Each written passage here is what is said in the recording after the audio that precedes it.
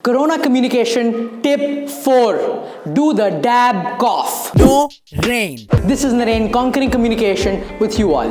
Yes, what do I mean by the dab cough? This is the dab cough. Just kidding. You see, when we have such an epidemic going on, we don't want to cough in front of people on their faces. Neither do we want to do the incorrect cough. This is the incorrect cough that people are doing these days. I'm gonna sanitize my hands after this video because I showed you this cough. However, the best way to cough is on your elbow, and that's the recommended way to cough even by the World Health Organization, and I call it the dab cough. It is a stylish way to cough.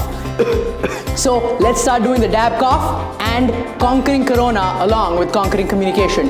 Much love. I'll see you guys in my next video.